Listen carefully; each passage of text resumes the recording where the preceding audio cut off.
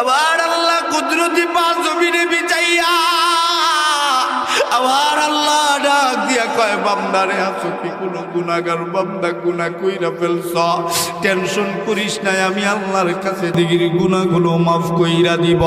এ বান্দা তাহাজ্জুদে ঘুম থেকে উঠলি না আমার আল্লাহ রাগ করে না গুসা করে না ফজরের সময় মুয়াজ্জিনের কণ্ঠে মসজিদের মিনারা থেকে মুয়াজ্জিন তোরে ডাক দেয় নাই হাইয়া আলাস সালাহ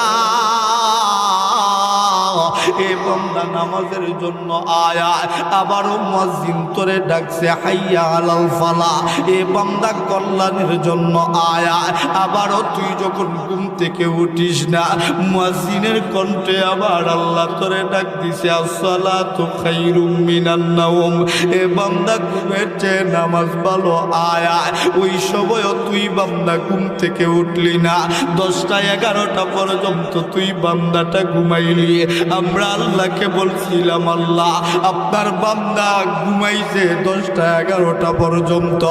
আপনার বান্দার গুনাহগুলো লিখে ফেলবো নাকি আমার আল্লাহ তুই বান্দার পক্ষ নিয়া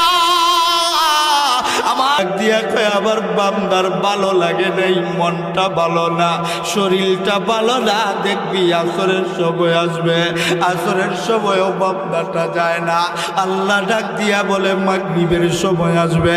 মাগরিবের সময়ও যখন বান্দাটা যায় না আবার আল্লাহ কেবল আল্লাহ আবার আল্লাহ ডাক দিয়া কয় দেখবি এসার সময় আসবে এসার সময় আবার আল্লাহ আমি আল্লাহ আবার ফেরেশতাদের কাছে লজ্জিত হয়ে যাব এ বান্দা ঘুমাস না নামাজ না পইরা ঘুমাস না বান্ধবের আড্ডায় ব্যস্ত সময় পার কইরা দেয় বান্দার পর্যায়ে ঘুমের বিছানায় চইলা যায় ঘুমের বিছানাতে যাইয়াও হাতের মধ্যে মোবাইল চাপতে চাপতে বান্দার চোখে হঠাৎ করে ঘুম চলে আসে বান্দা পুরা ঘুমায়া পড়ে আবার মালিকের কুদরতি পায়ে সেজদা না দিয়াই ঘুমায় আবার আল্লাহরে ডাক দিয়া বলে আল্লাহ আপনার কোন বান্দার পক্ষে সারাটা দিন কথা বললেন আপনার বান্দা তো আপনার